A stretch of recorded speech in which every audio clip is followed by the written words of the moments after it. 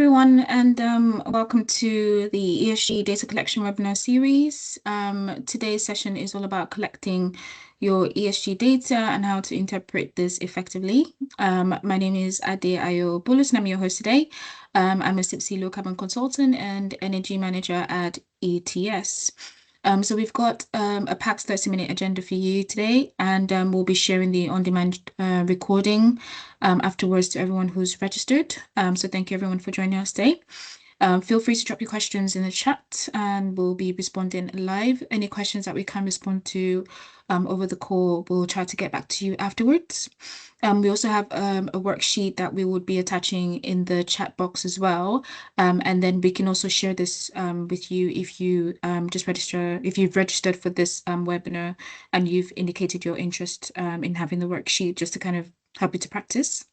And then just a brief note on our speakers today. I am joined by Sanjana Shalim and Adam Lever. So Sanjana is an energy manager and sustainability lead here at ETS as well, and her role encompasses supporting clients with energy savings, identifications, and providing energy solutions to their challenges.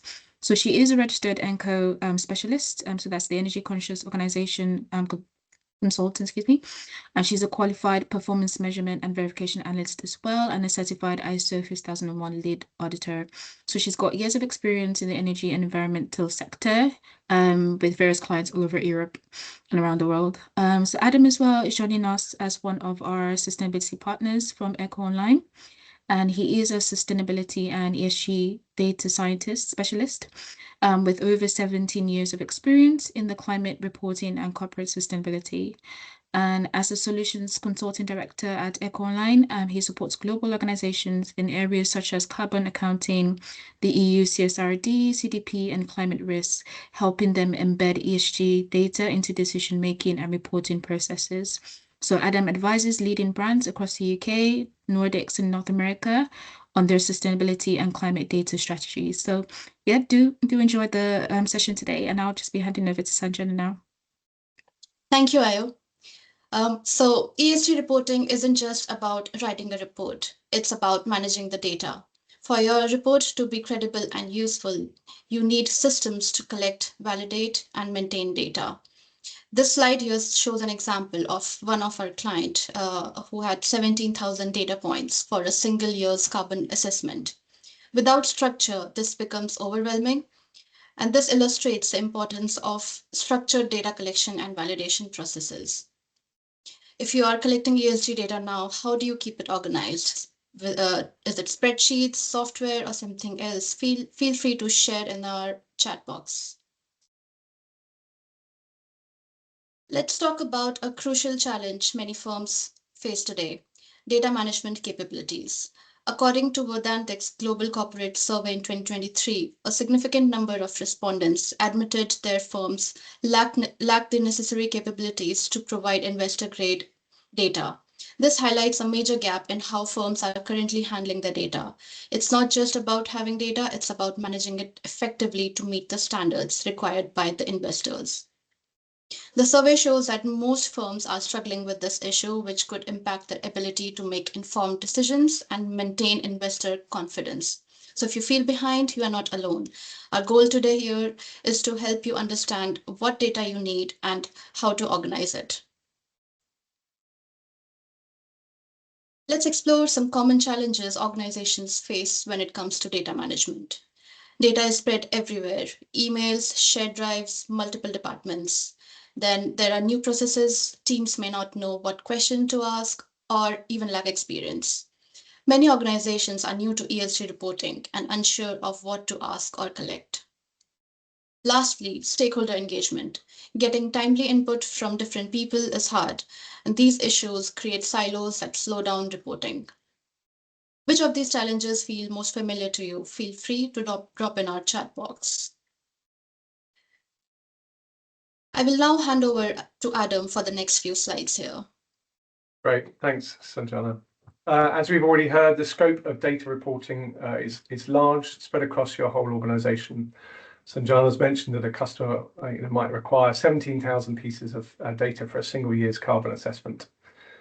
As a result, it's very unlikely that a single person or team will have end-to-end visibility of what the data requirements are for your reporting. But before we talk about practical steps, let's try and quantify the challenge. Exactly how big is this data iceberg? So we're going to work with a hypothetical. We're going to use a healthcare company as an example, who have a physical presence in 20 locations worldwide. Across the organisation, they have on average 50 tier 1 suppliers per site, which gives us a figure of 1,000 organisations who directly provide goods and services to our hypothetical healthcare company. And we're looking to produce a sustainability report under a framework which is aligned with the TCFD, the Task Force of Climate-Related Financial Disclosure, which is incorporated into most regulatory and voluntary frameworks. Next slide, please. For anyone who's not familiar with TCFD, it provides a robust guidance on how to assess and report climate issues and their impacts on your organisation to external stakeholders as part of your wider financial reporting requirements. There are 4 pillars which make up the TCFD guidance. The first is governance, which is all about describing how you structure your organisation to ensure that climate-related risks and opportunities are effectively managed at the right level.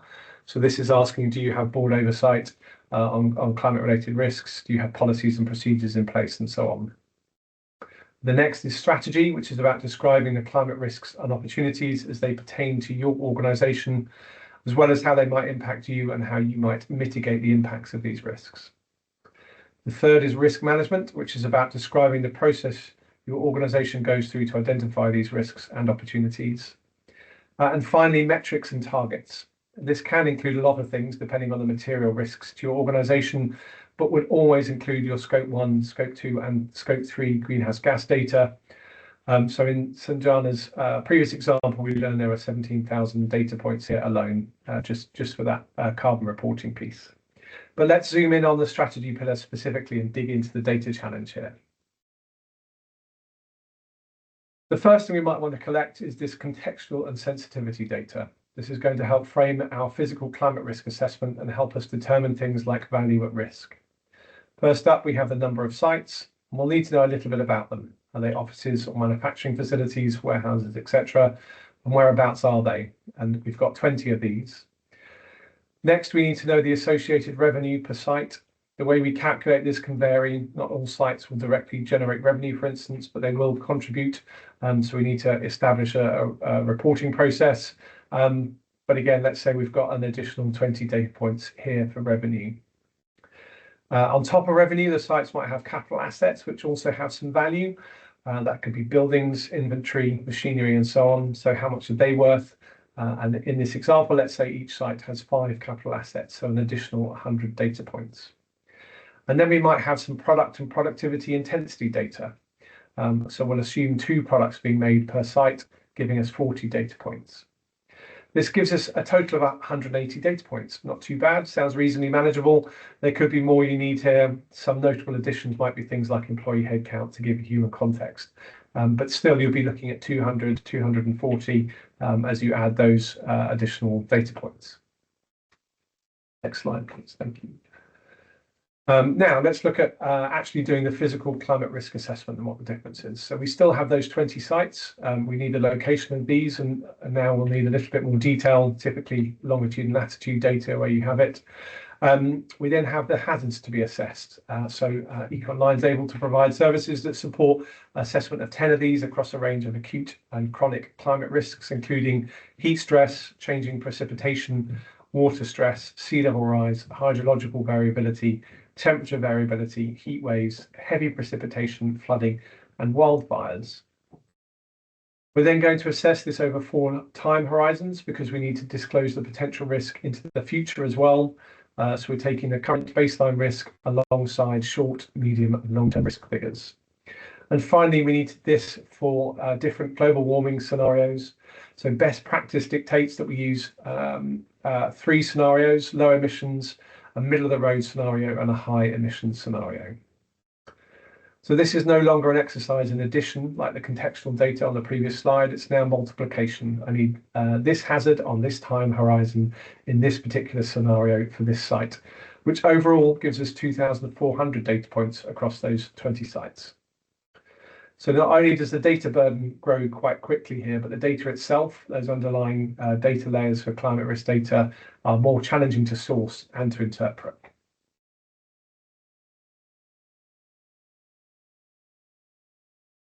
At the beginning, we also said we had 1,000 direct suppliers. You might decide that looking just at your immediate organizational footprint is enough, and it may well be, particularly if this is the first time conducting a TCFD style report. However, your value chain risks are also your risks, particularly if you're dependent on specific parts of your supply chain.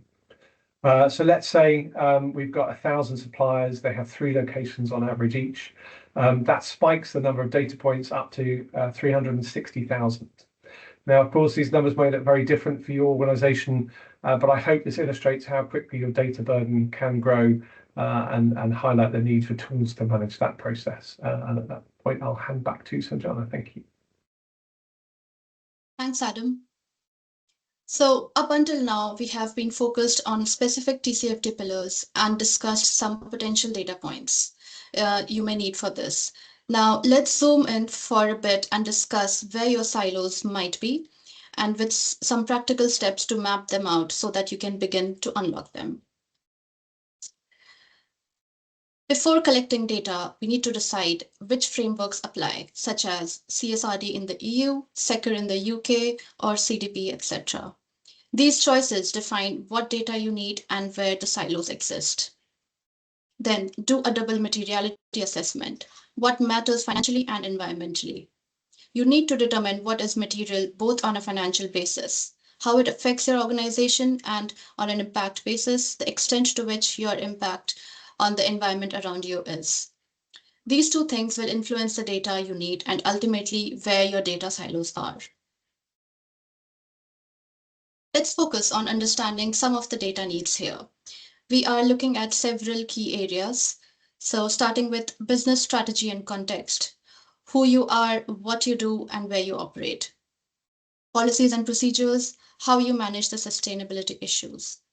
Assessments, risks and opportunities, and stakeholder inputs. Then coming to targets, these could be goals for improvement. Performance metrics, these include the quantitative data like emissions, injuries, energy use, etc. And finally, action plans, how you will achieve those targets. Each type involves different owners and sources, internal teams, suppliers, and third-party data. So let's now dive into a few essential aspects of understanding your business context. We'll start with product and service descriptions, which are the backbone of what the company offers. Next, consider your business model and market presence. This is about your company. This is about how your company operates and competes in the market. It's crucial for strategic planning. Then we have a legal entity structure and board members oversight. These elements define the governance of your business, ensuring compliance and strategic direction. Remember, having a comprehensive understanding of these components help in shaping effective strategies and achieving business goals. Finally, consider how these components answer the key questions. Who are you, what do you do, and where do you operate? These are foundational to your strategic narrative, and we need this type of data to support external readers in understanding your disclosures. Coming to assessments, potentially the most difficult due to the hidden data needs here, but you will be expected to provide some analysis on how you are impacted by external factors and how you impact the world around you. This is largely covered by double materiality assessments. There are some examples to explain this. First, we consider both the positive and negative impacts we have known as our impact materiality. This encompasses how our operations affect our stakeholders and the environment. Understanding this helps us align our strategies to maximize benefits and minimize the adverse effects. Next, we move to the financial materiality, where we assess the risks and opportunities. This process involves evaluating financial implications and potential gains, enabling us to make informed decisions that drive sustainable growth. Crucially, stakeholder dialogues are at the core. These conversations ensure we maintain transparency and are responsive to the needs and concerns of those who are invested in our success. These could be survey responses from customers in relation to sustainability matters or town hall meetings with local community that you operate in. Lastly, geospatial physical risk data. This helps us pinpoint environmental risks and allowing for better preparedness and strategic planning. Policies and procedures. Now, examples under this include employee handbook, which serves as a roadmap outlining expectations and resources available to support the team. It's vital for fostering a cohesive and informed workplace. Next, the supplier code of conduct that ensures that the external partners align with your values and standards, promoting ethical practices across the supply chain. Standard operating procedures and work instructions are crucial for maintaining consistency and quality in our data operations. They provide clear guidelines to ensure everyone is on the same page. Lastly, the whistleblowing policy empowers the team to speak up about any concerns, reinforcing a culture of transparency and accountability. It's essential to ask, what types of data do we need to measure our impact and improve our processes?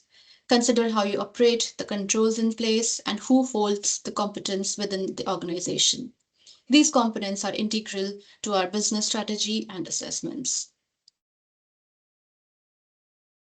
Performance metrics include quantitative data rather than qualitative and narrative data and disclosures. Examples include total Scope 1, Scope 2, and Scope 3 carbon emissions, which is crucial in understanding our carbon footprint. This encompasses both direct and indirect emissions, highlighting areas where we can improve efficiency and sustainability. Next, we have employee characteristics and the number of reportable injuries. These metrics reflect our commitment to a safe and diverse workplace.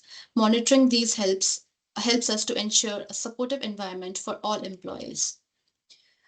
Lastly, percentage energy from renewable resources. This ties into our larger goals of sustainability and reducing reliance on non-renewable energy. It's not just about the numbers, it's about making a tangible impact as well. It's important that you can justify and rationalize these targets. Now, we'll delve into some critical initiatives that are driving meaningful change in the organization. Examples include, firstly, we are committed to science-based greenhouse gas emissions reductions. This means our targets are aligned with the latest climate science to ensure we are doing our part in mitigating climate change. Next, let's talk about reducing PFAS chemical use in our value chain. These chemicals, often referred to as forever chemicals, have long-lasting impact on the environment and health. Reducing them is crucial for the sustainable operation. Furthermore, gender pay equity remains a priority. Ensuring everyone is compensated fairly is not just a compliance issue, it's about fostering an inclusive workplace where all employees feel valued. Lastly, we are focusing on increasing health and safety engagement. This involves creating safer work environments and encouraging proactive participation from all team members to identify and mitigate risks. As we discuss these initiatives, consider the types of data you need to evaluate the progress. Are your goals achievable and do they drive positive change? These questions will guide our efforts moving forward. It's not just enough to set the targets. You will need to show how you will achieve them. So we need to ask ourselves, what initiatives are we planning? Where will they happen? How much will they contribute to our targets? And have you properly resourced them? Examples include a capital project to improve insulation in buildings, operational projects to reduce water use, engaging suppliers to cut their greenhouse gas emissions, and lastly, transitioning your fleet from internal combustion engines to electric vehicles. These examples show that action plans are practical steps that turn your ESG strategy into measurable progress. So where is this data coming from? Data comes from internal stakeholders, external partners, and third-party sources. Mapping data owners across ESG pillars helps identify the silos and streamline collection. Use this framework to assign responsibilities and ensure accountability. So where do you see the biggest data silos, internal or external? Feel free to share in the chat box. Now that we have categorized your data types and explored where your data is coming from, we can begin to map out data owners and data silos across the E, S, and G pillars. In practice, we can replace the ESG with the standard you are reporting to, but here we can see that we have a handy way to map your data owners. Some silos are harder to unlock than others, like value chain data or climate risk assessments. Prioritize based on complexity and impact. That brings us to the end of this webinar. Remember, collecting ESG data isn't just about compliance. It's about creating insights that drive real change. So start small, stay consistent, and use the tools that we shared to break down the silos. Thank you for joining us today. Thank you, Sanjana. Thank you, Adam. Again, please feel free to put your questions in the chat box if you have any. I've tried to attach the worksheet as well, but it's not coming up at the moment. So what we will do is that we will send out a newsletter after this with the worksheet attached. And again, if you're not able to make it today, we will be doing this as a pre-recorded webinar as well and be sharing it with you.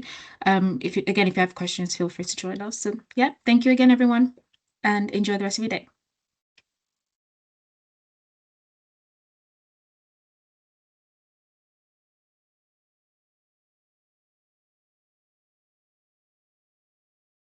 Okay.